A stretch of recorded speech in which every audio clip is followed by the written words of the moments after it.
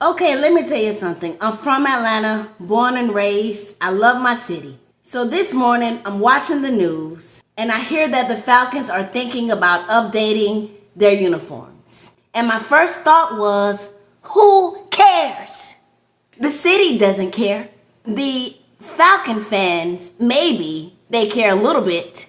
But we already know that it's going to be red, white, and black. So who cares? Red, white, and black. Who cares? But that uniform story this morning reminded me of just how ridiculous the Atlanta Falcons look this offseason. And it reminded me that the city of Atlanta, we deserve better than this, y'all. Every time this city tries to give them a chance, they find a way to falcon it up. And this offseason, baby, they have truly outdone themselves. So this is a day late with DeAndrea, and let's start from the current quarterback situation in Atlanta. Let me give you guys a little background. In 2024, the Falcons signed Kirk Cousins to a 4-year, $180 million deal. And I need you to understand that 6 weeks after signing Kirk Cousins, they turned around and drafted Michael Penix Jr. in the first round of the 2024 draft. 6 weeks later. So you just told Kirk Cousins to his face, welcome to Atlanta where the players play. Here's your money. Oh, and by the way, we're replacing you. We paid you all of that money just to replace you.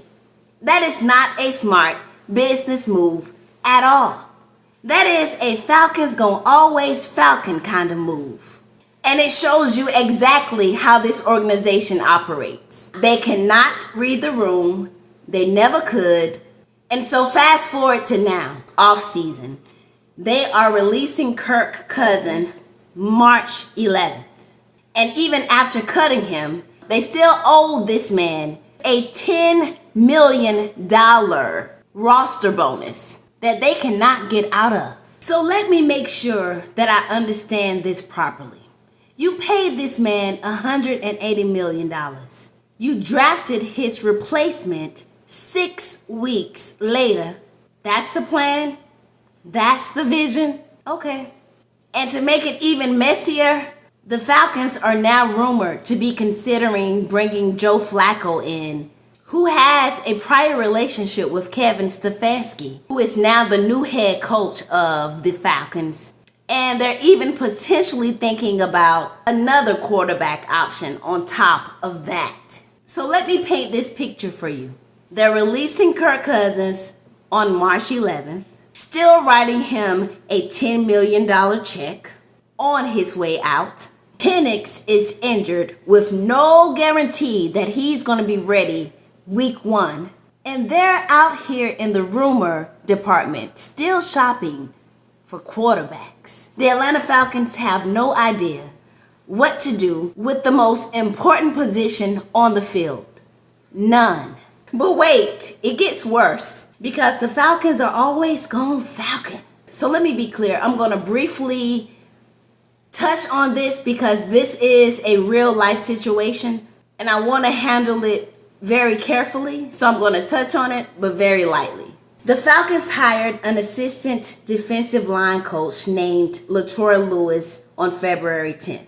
Less than 3 weeks later, they had to let him go after some serious sexual assault allegations surfaced from his time at the University of Michigan.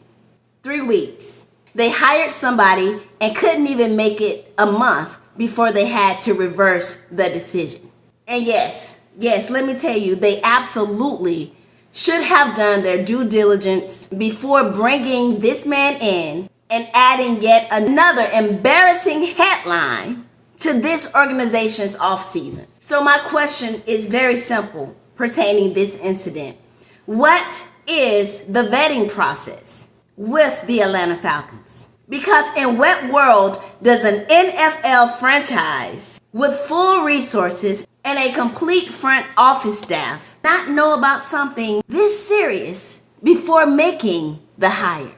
This isn't just embarrassing. This is negligence. And if that wasn't enough, Falcons linebacker James Pierce Jr. was arrested in February facing 5 felony charges. 5.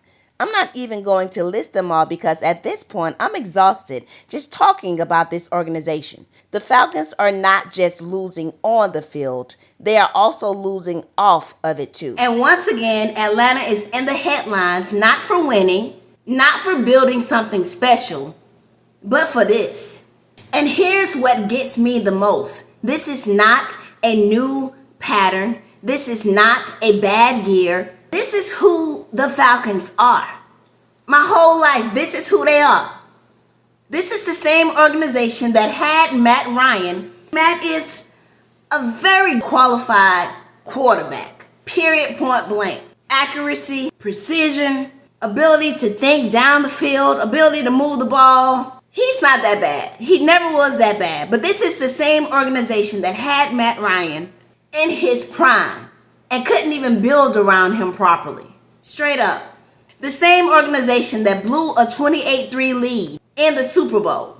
And I know, Atlanta fans, y'all are tired of hearing that. I know y'all tired of hearing it. And I'm sorry, but it has to be said because it speaks to a larger organizational and culture problem that never got fixed. So now they brought in Matt Ryan as president of football operations. They hired a new GM. They brought in a new head coach, Kevin Stefanski. And if you want to know how I feel about that, you can watch this video. The city of Atlanta and all of the Atlanta fans genuinely want to believe that, okay, this is a real reset for the Falcons. But you can't tell me that this organization looks like it has a clear vision this offseason. You cannot look at this quarterback situation, this coaching staff situation, these financial decisions, and tell me that anybody in that building knows what they're doing.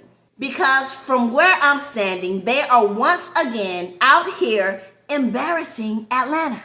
It's like having that partner you love, but you can't take them anywhere because you don't know what they're going to do or you don't know what they're going to say next. Now, Atlanta Falcon fans, y'all be real mean to the Saints fans. And only right now am I going to let that go. I'm only going to let it go in this moment because no football fan deserves this. The Falcon fans deserve better than this. Atlanta deserves better than this. This city is too influential and has too much swag to keep being represented by an organization that cannot get out of its own way. So no, I'm not a Falcons fan. I never have been and probably never will be unless they do a big one for the city one day. And even then, I'll probably just say great job and keep it moving. But I am an ATLian.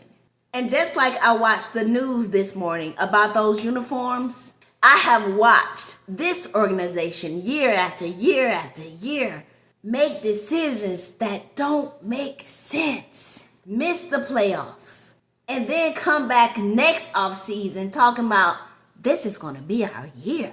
How? Because every offseason looks the same, if not worse. Atlanta fans deserve to ask the hard questions right now. The city of Atlanta and the fans deserve accountability from this organization.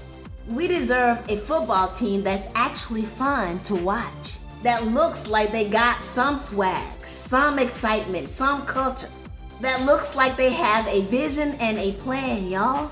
That's all we're asking for. So drop a comment.